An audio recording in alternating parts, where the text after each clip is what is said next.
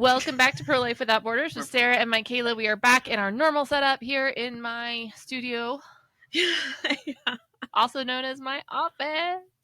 If you come visit and do a tour of Promise of Life Network, you will get to see the studio where Promise of Life Network records its weekly podcast, Pro Life Without Borders.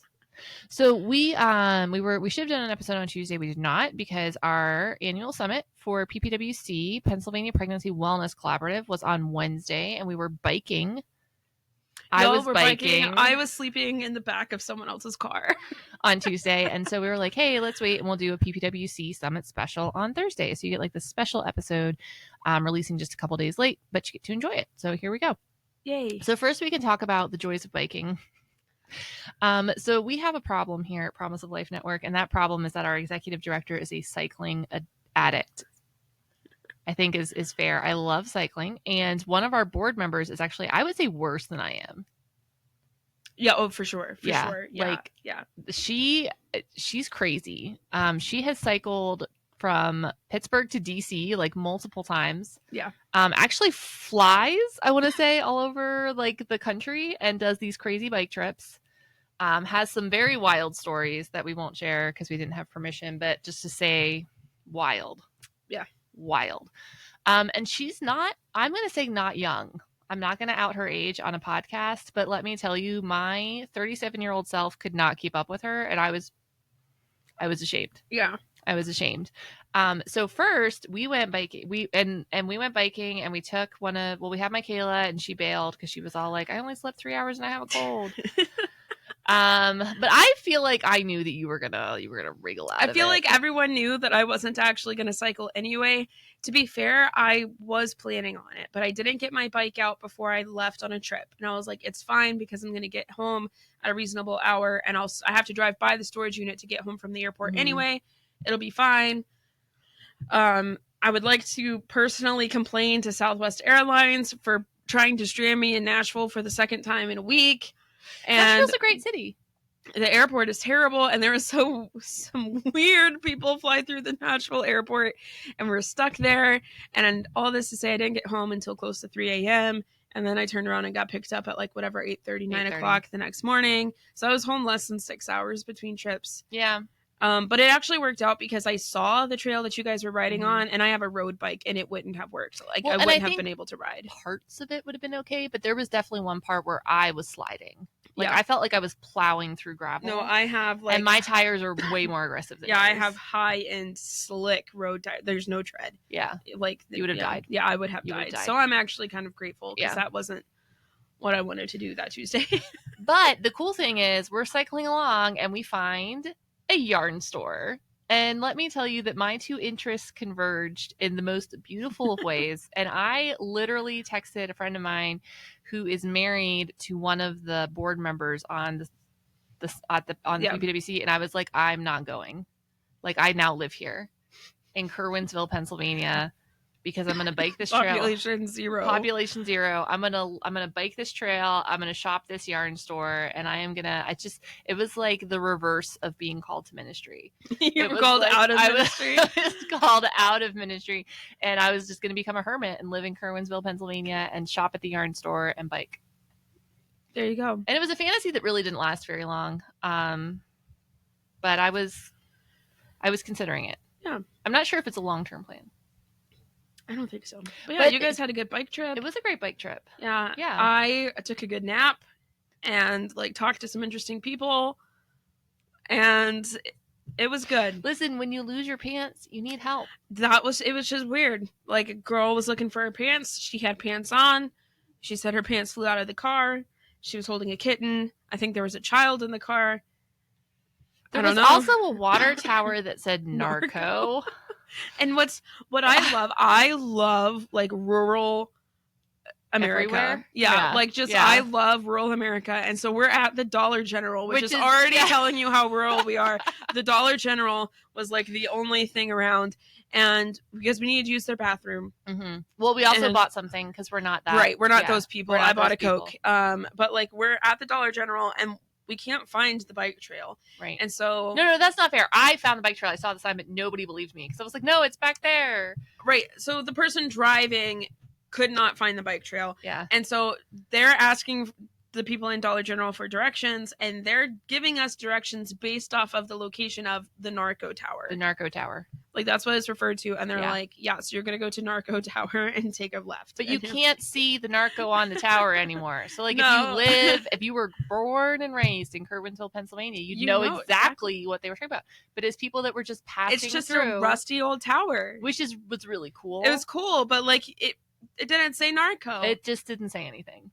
It Just just rust. It was just rust. They It should've said, just I've been go- here a long time. It said, I'm tired of this, Grandpa. And the Dollar General clerk said, that's too damn bad. So that was our day one. And then we went and we gathered. Well, first we like rushed to our hotel and like flew around and tried to like shower. Yeah, everyone who and I entered into a verbal contract with the person I was supposed to sit next to at dinner to shower. So I didn't have a choice. Right. Because Renee's like, well, maybe we don't have time to shower. And Mikayla's like, Sarah has pledged a blood oath. Yeah, it was like, she you will told shower people you were going to shower before dinner. We can't be those people. And also, no one wants to be those people. No one wants to show up and be all sweaty from your bike trip and eating at a decent, like, it was a nice restaurant. Yeah, it was a nice restaurant. Yeah, so you don't want to show up and you're like nastiness. So we did that. And then we get to, and this is the thing I love about the pro-life community. And this is what the pro-choice community does not have. And we have it in spades. And I'm not sure if you can not have something in spades, but if you can, that's what the pro-choice community is. We are a family. Okay. Like, you get the pro-life, you get the pregnancy help community together or the greater pro-life community, and you put them all at tables and you sit down and have dinner, and it is a jam every single time. Oh yeah, like, I had a great time. So Yeah. I mean, I didn't know, like, I knew some of the people there, but I didn't know the people I was sitting with, and I got to know them. They're very nice. Like, I sat mostly with the Save the Storks women, and a representative from Heartbeat was there. So, like, it was really cool. It was a really nice dinner. We're just hanging out, talking about all sorts of different things. Yeah. Some of it work related. And a lot of it not. Yeah. And it was great. Yeah, and so it's really cool. And there's also like this deep, and now I knew almost everyone there. So Right. that's a little bit different. But like, there's also this deep sense of like responsibility for one another and like watching out for one another. And like, hey, does everyone have a ride? Does everyone like this? We know this person's coming in. Are they going to get picked up from the airport? We know this person's coming in. Are they going to be able to get a car? And so there's like this sense of like, we're all in this together. We're all doing this together. Yeah, I'm going to stop you right there, and I am going to file a complaint because, listen, we didn't have lunch.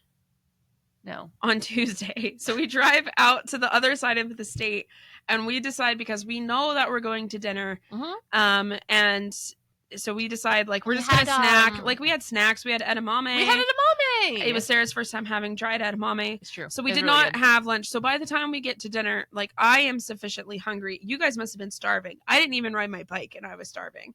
So you guys must have been starving. And this whole we take care of each other and we're in it together thing is all well and good until it is 20 minutes after we're supposed to be at the restaurant, and no one wants to order because we're still waiting on people to arrive. Yes. And I understand, like, why they were late. It's like people are coming in and coming straight to the restaurant. So you're dealing with traffic and whatnot and people's flights and Ubers. But, like, that is not the time to all come together. You're like, we could have all come together, but eaten if separately. you are more than 10 minutes late, we are not waiting for you to order. But did we do that? No, we waited for everyone to order. And I just want to say, okay, but one of the late that's people not the move. Also paid for our meal. Right. And I think that's what we deserved. After he made us wait half an hour before we could even order. It's the least he could do. The least he could do was pull out his wallet and pay for 10 women yes. to eat at a fancy restaurant. Yes. Yeah, totally reasonable. No, it was good. It was good. And everyone's watching each other's backs. And everyone's watching out for each other. For everyone to get there before we waited ordered. For everyone. Everyone then goes back to their hotels. We're all hanging out. We're having a good time. We go to sleep. I did not sleep. I was so keyed up. So then the next thing is the PPWC Summit, and that's what we're going to talk about today.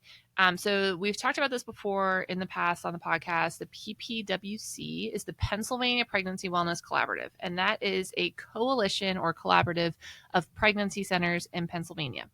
And it's made up of pregnancy medical centers, which are like us. They have ultrasound, STD tests. Sometimes they have STD testing.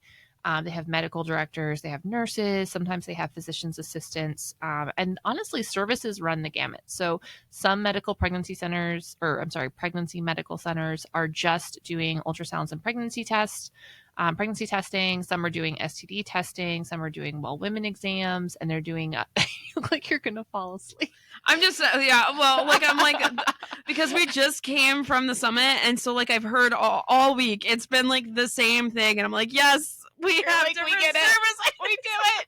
And then there is actually a Resting center. face Yes, is gonna have here. You thought you were.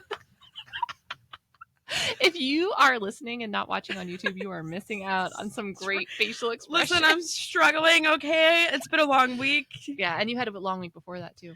And a long week before that. Yeah, it's been a long August. It's been a long year. We're tired of this, Grandpa. Yeah, but we're doing it. But we're also aware that it's too bad. So everyone has, the services are different. Like some people, some of the larger centers, or they even have like multiple centers like we do. Mm-hmm. Some of them are just one center, that might not be medical.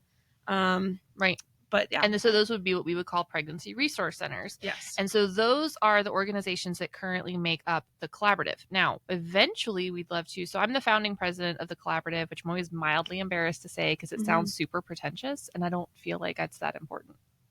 But I am. And so we have one center that runs a maternity home that's part of the collaborative. And we have sent multiple centers that run post-abortion groups, and one center is part of the collaborative that has an adoption agency. But we currently don't have those three types of ministries as standalone organizations as members. And it's not that we don't believe they're important, because they 100% are.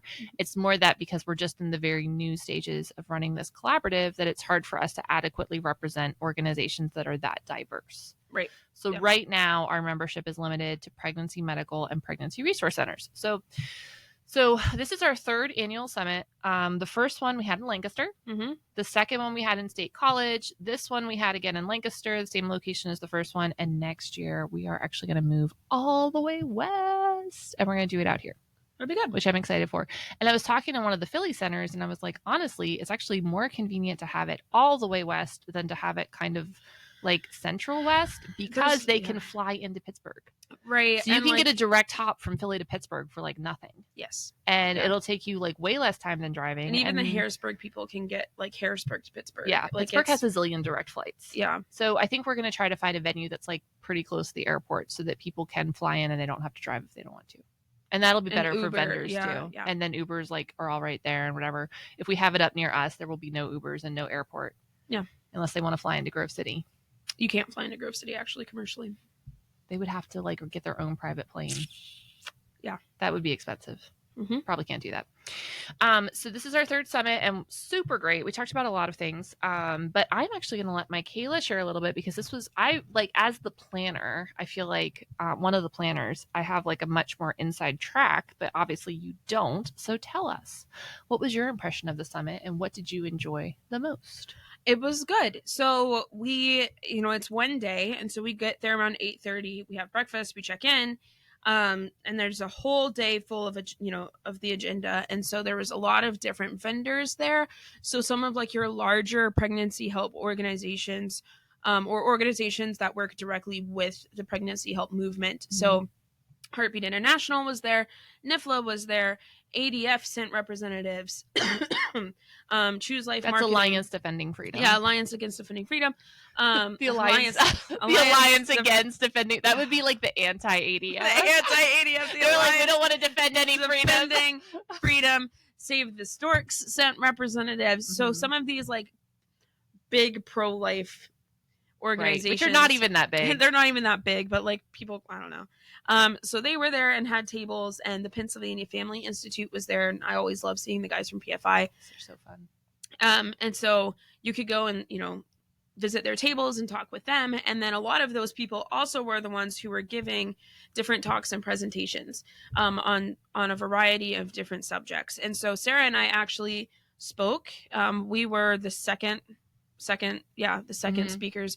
So they started off with kind of a summary of what the PPWC had done in the past year. Yep. So different legislators they had visited, different events that they held, things like that. Which is actually kind of a lot. And I realize as the president, I should not have been as surprised as I was, but I think like you're in the thick of it and you don't realize like how much you're actually accomplishing. You're just kind of getting the work done. And then we sat back and we did like a year in review and we were like, holy moly.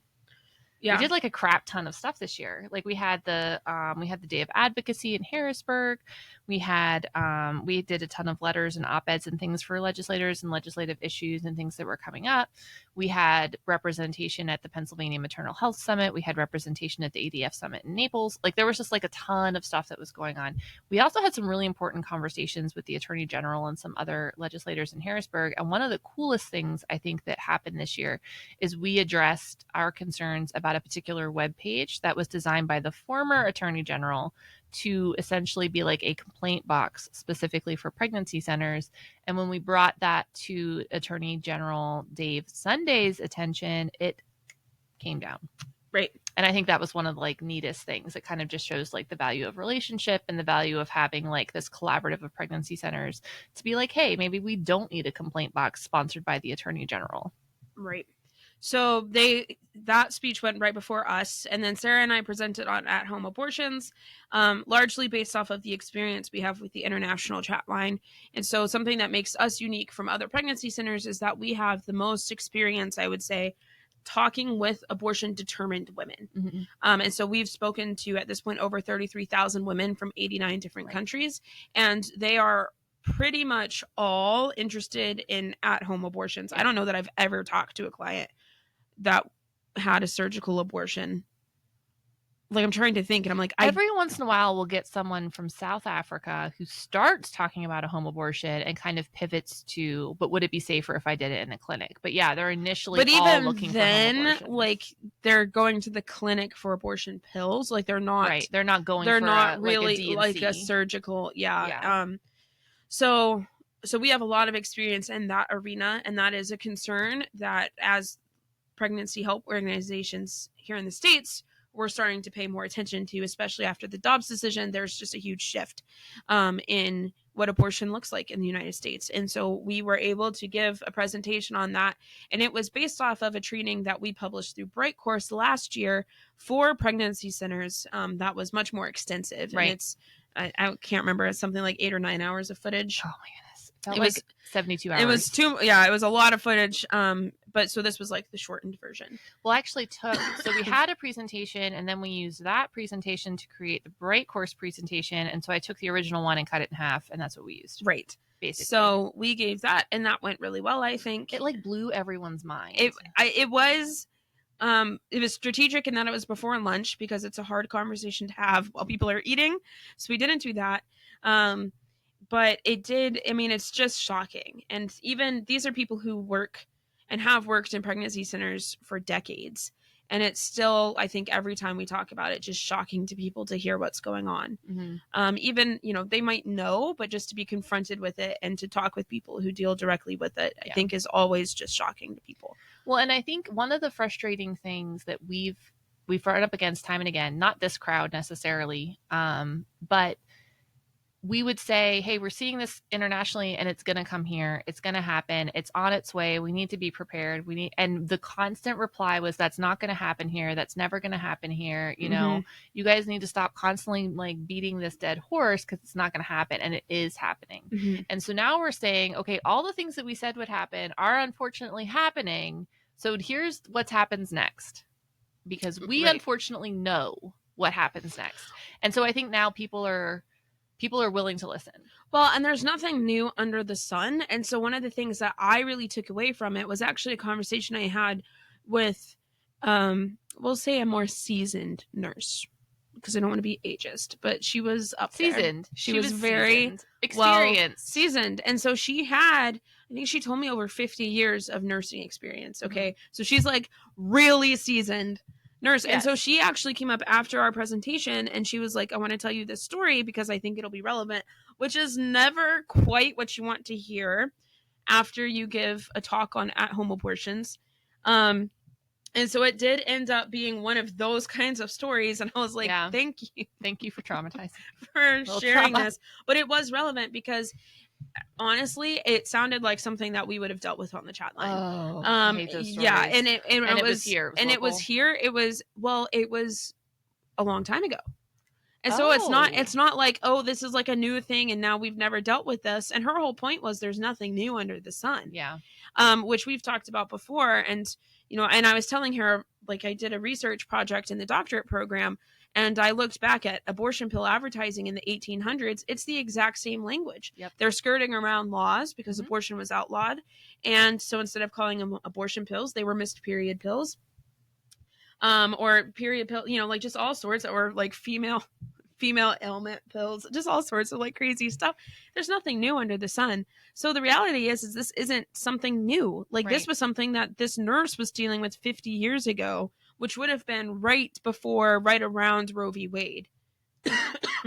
Right. And it's one of those things where we have such short memories.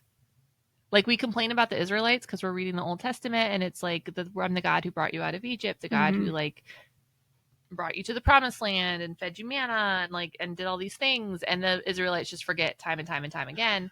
But then I look at us and I'm like, how quickly do we forget? Well, and I think too, it just kind of highlighted like there is a new generation of people, and you and I would be lumped in with this, who up until the Dobbs decision did not know a United States in which Roe v. Wade was the law of the land. In which it wasn't. Right. So like so Roe v. Wade was in place when I was born, and it was in place all the way up until 2023. And so we don't remember a time where abortion was not federally federally legal. But this nurse did, and she was like, there's nothing new under the sun. It's like, you're so right. You're so right. I'm actually glad then that I feel bad because it probably was a very traumatizing story that I don't want to hear. But I'm glad that she shared that because it does show us, maybe we do need to reach out to these older nurses. Well, and it really got me thinking. I was like, man, like there's people who remember a time before Roe v. Wade where you were seeing more, your back alley abortions. And yeah, I think it would be interesting to talk with them. And the story she said was wild. I was like, that is some crazy work. And it was very, very sad. And obviously, this nurse was kind of the woman ended up being fine, but I mean, she was maimed by what she ended up doing. It was, it was bad. It was bad. So that was something I really took away, was just being able to speak with some of these older, women and nurses particularly who have memories of a time, well before I was born. Interesting. I wonder how we'd have to talk about that. So that's that was one of the things that really stuck with me. But there were some other really good talks. And so, they had someone speaking about public relations. And the next one, if we're doing it through the day, was the legal panel. And the legal panel was really cool. So NIFLA was there, as well as ADF and the ACLJ. And Pennsylvania Family Institute. And so they put together a panel that was just kind of going through legislation that's currently in place, legislation that's coming up. So bills that are coming up, bills that are, or in lawsuits and things like that, that are pro-life. So they talked a little bit about pro-life bills that are getting moved through the House. They talked about lawsuits that are coming up that are in favor of pregnancy centers. They talked about lawsuits that are coming up that are because pregnancy centers got ticked off because they were making laws that weren't in favor of pregnancy centers. Pregnancy centers are kind of done getting kicked around, and I'm here for it. Yeah, and so a lot of these pregnancy centers are like, you're not going to talk to us that way. We're going to sue you. So one of the things that was brought up during the legal panel, there's a couple things, but one of them, Olivia Summers from the ACLJ brought up, and she was talking about a $1 million campaign by the state of Massachusetts to trash pregnancy centers. Yeah. $1 million of the state taxpayer dollars from Massachusetts has been spent on billboards, advertising, making sure that everyone in Massachusetts know that pregnancy centers are fake clinics. Well, that's what, and one of our staff members that was also at the summit went to Massachusetts last summer, and she was like, oh yeah, there were buses that had pregnancy centers are fake clinics, public transportation in Boston, paid for by taxpayers. Right. If you want to spend your own $1 million and do that, I don't agree with it, but whatever. It's your money. You can do whatever you want. For a state. For the state to finance what is essentially slander and defamation? Yeah. Well, if you want to be really nerdy, it's technically libel. You know what? Because it's a lot of things. Libel is written. It's written. Libel is written slander. So slander is spoken is how I remember. Slander is spoken. Slander is spoken. Libel is written. What's defamation? Defamation, and libel and slander can both be defamation. It's a whole different thing. Yeah, I took media law. It's libel. It's libel. It's libel, and we don't like it. Yes, and it's also not true. So It's it's also violating the 9th commandment, which we talked about it ain't that. in a previous episode. Like, we don't lie. It's not good. It's not good. So that's happened or happening. Mm-hmm. And then another thing that came out. So I'm in charge of like collating the questions for the legal panel. And one of the crazy things about having a very large group of people is I love Q&A, but I do not like Q&A when you're asking lawyers things, because communicating it clearly is important for both the lawyers and it's important for the people listening. And so I want a chance to see the questions and kind of process through it and like put like together so we don't have a bunch of like repeat questions and whatever. So I had all these cards and I'm like sifting through and like figuring out what I'm going to ask. And one of the questions was about the Satanic Temple, which we had just talked about. Mm-hmm. And it was like, is this going to fly? Mm-hmm. So the Satanic Temple, a few episodes ago, we talked about how they're opening these abortion clinics, and they're basically trying to say that abortion is part of their religious practice. Ergo ipso facto, Columbo Oreo, they should be able to do it in states where abortion is illegal because it's their religious freedom. Now, they haven't put one in a state where abortion is illegal yet, but that's kind of where they're headed. Right. And the ACLJ lawyer was like, it's not going to fly. No, there's it's precedent. Not going to fly. Well, there's also precedent for stuff like that. Now, it's not necessarily related to abortion, but this is what Olivia was talking about. There's laws against things like animal sacrifice now in the United States because people were like, well, it's part of our religious practices. And it's like, right, but like also animal cruelty can't, like, we can't. Yeah, you can't just do that and say, oh, it's my religious belief, so I get to be cruel to this animal. So there's laws in place about that, and I imagine, just as the ACLJ imagines, those will be used to set precedents against the Satanic Temple. And the thing I kind of love about that, which is a weird thing to say about this topic, is that the first successfully prosecuted child abuse case was actually prosecuted using laws that were regarding the cruelty towards animals.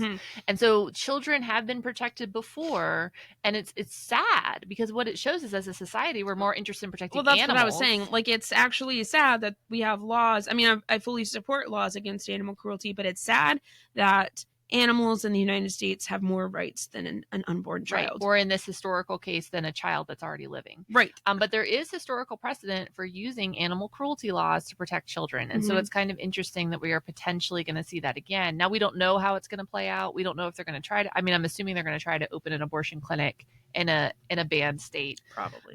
But we don't know how it's going to play out. But it will be interesting to see if they do end up using those animal cruelty laws to protect unborn children. Yeah. So the legal panel was very interesting. They also gave, some advice and answered some questions about different like policies that pregnancy centers should have in place and things like that. So just kind of like on the legal end to protect ourselves. So that panel is very interesting. Well, and I think it's interesting too, because we're often slammed by places like the state of Massachusetts for being fake clinics, or not for having our act together, or for not, I don't know, doing what we're supposed to do. And the reality is we actually put a tremendous amount of time and energy into making sure that what we're doing is legal, ethical, moral, and completely above board. Like, we have organizations that are entirely dedicated to making sure that pregnancy centers know what laws, policies, and things they need to follow, and that they can follow them very, very well. Yeah. And we spend a lot of time and energy and money, because that's what, time is money, right? You're paying people to do these things to make sure that we're doing the right thing. And we take that to the point where I would say there's not a single summit, conference, whatever, where there isn't some presence from one of those organizations where their entire focus is helping us to be compliant with the law. Right. So fake clinics working with real doctors and real lawyers. So the legal panel was good. And then at that point, I think we moved into lunch. There's a couple of like small, like short 3 to 5 minute presentations from some different vendors. So Save the Storks, had some words to say. And lunch was largely just discussion groups. And so each table kind of had a different topic that they were discussing. Sarah and I managed a table talking about the at-home abortion issue. Just hearing different stories that clinics had about like what they're dealing with, client stories that they've gotten, answering questions that they had about how we handle certain cases and whatnot. And so that was all well and good. Well, and we were talking today in the debrief, and the two most popular tables were ours, the at-home abortion table, and the other one was the dad's table. Yeah. Yeah. So we had one of the gentlemen that runs one of the fatherhood programs had a ton of people. They actually ended up pushing 2 tables together to get everyone in the same, like, hearing zone, I guess. And so it's really great to see, and we talked about this a few episodes ago, pregnancy centers engaging with dads and working on building really robust fatherhood programs. Right. Yeah. So after lunch, at that point, I had to take a chat shift. So I have a picture of that. Yeah. So there's a picture of me just like sitting on the floor at the pregnancy summit, like working on the chat line, just because we were understaffed this week in that regard. So I did that. But there were some more talks that were very interesting about, like, you know, they had a marketing firm that works, it's called Choose Life Marketing, that works with a lot of pregnancy centers. And so they gave a talk just about different strategies and whatnot. It was Oh, one of the little ones. Yes. I was like, no, they did. And then it was yes, one of the like short ones. yes, it was one of the little lightning, whatever they called, lightning tips. Yeah. Lightning tips. And then one of the executive directors from the Pittsburgh clinics gave a talk about like just being prepared as a pregnancy center. And she shared, so one of our goals, actually, Amy, and I love Amy. She's like the best. I want to be her when I grow up. She and I have a goal of like putting together a book, not really like a published book, but for pregnancy centers on like your worst day. Mm-hmm. And it's kind of like, you think you're having a bad day, read this book and it will make you feel better. And some of the stuff that like she shared, because she's gathering these stories, right? And one of them was ours. And the one that was ours, I will never forget this day. I don't care if I'm 800 years old and have Alzheimer's, I will remember this day. We were having a staff training in our office in Newcastle, and all of a sudden we started to realize there was a certain odor coming from the basement.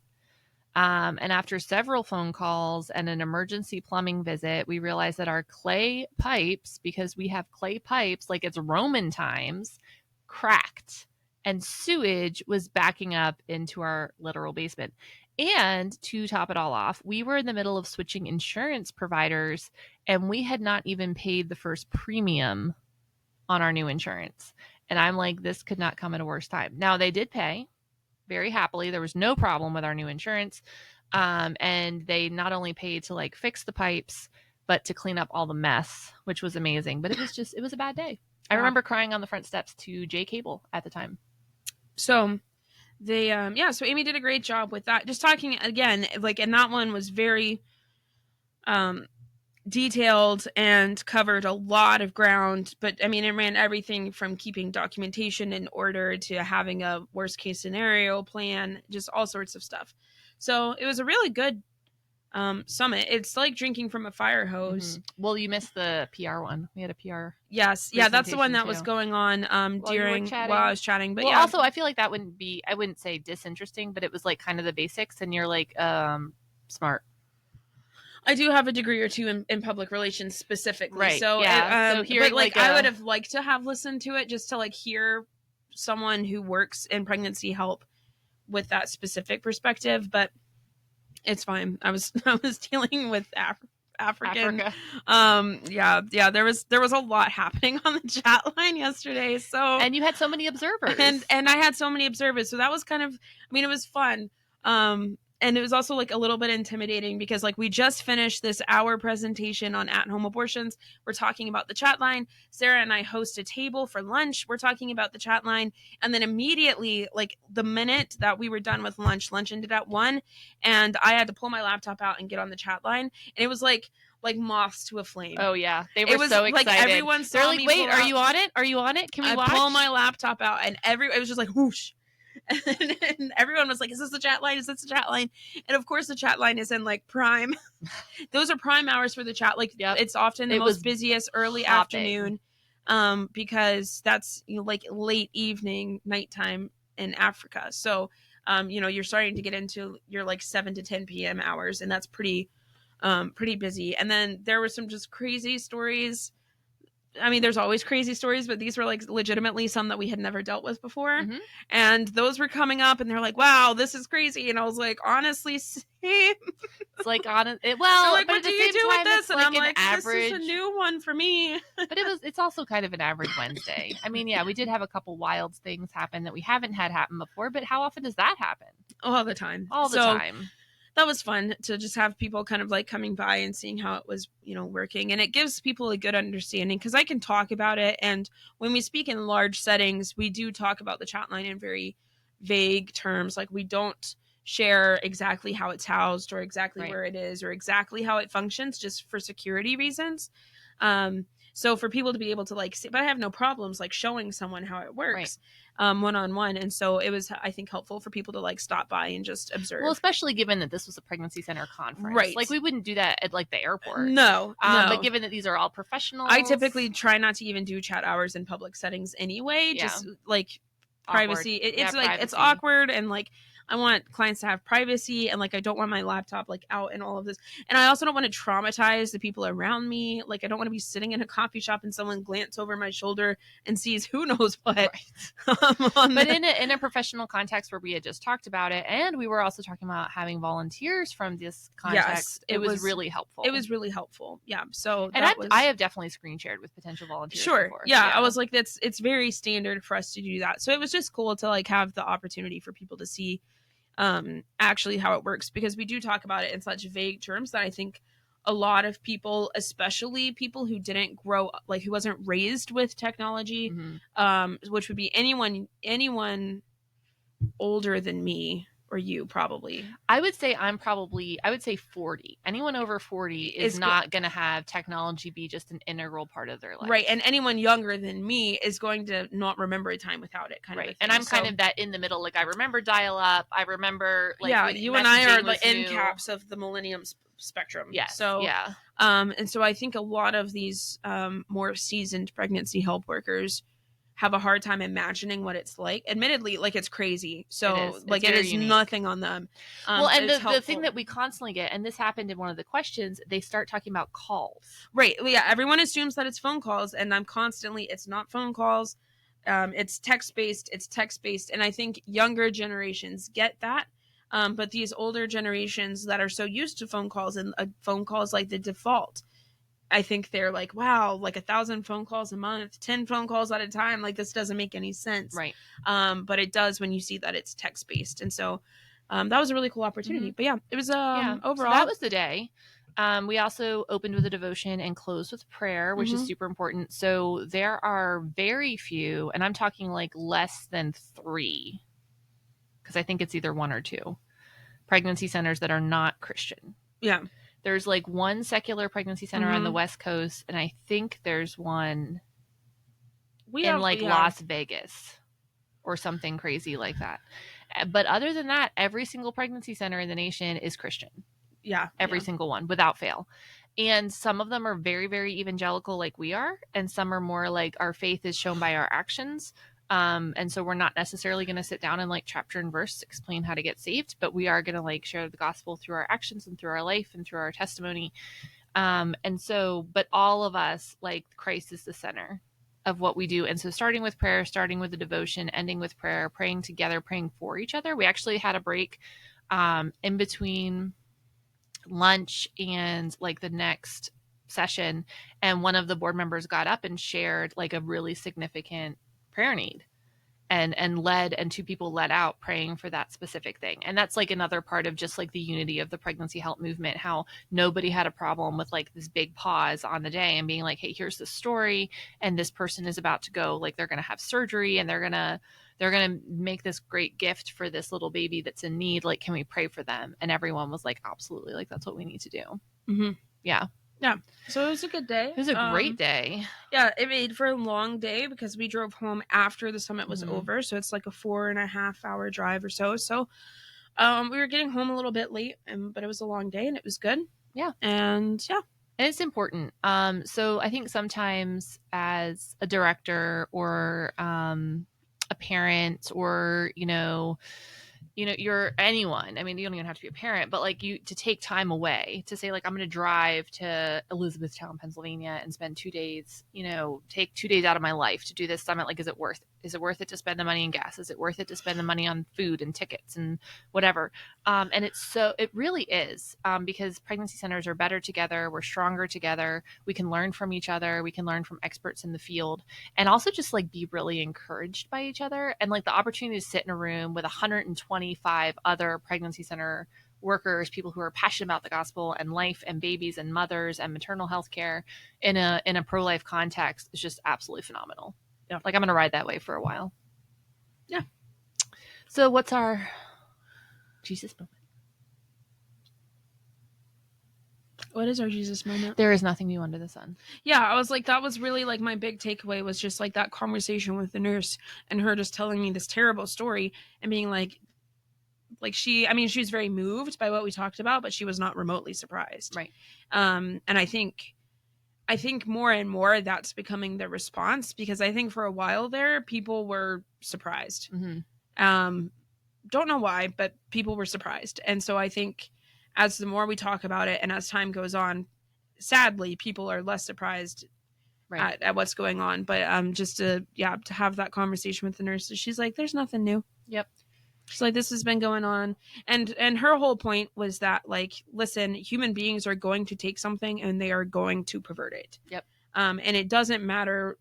I mean, obviously, like, we had a lot of conversations about legislation and we had legal teams there and we're talking about policies and upcoming House bills and things like that. But at the end of the day, human beings will take something and we will pervert it, and legislation is not going to change that nature. Right. Like, you cannot legislate human nature. No. And we're going to be dealing with sin until Christ comes back, and one of those sins is going to be abortion. And we can fight it, we can change the culture, we can greatly reduce it. But to think that we will one day, without the return of Christ, completely eliminate abortion is really just not realistic. Yeah.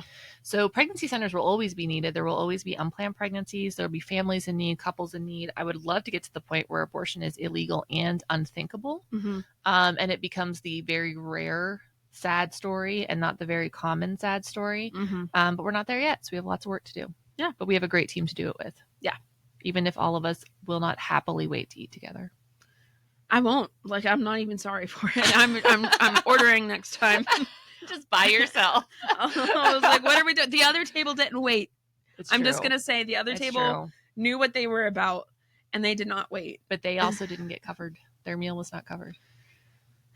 I guess. You have to make choices in this world.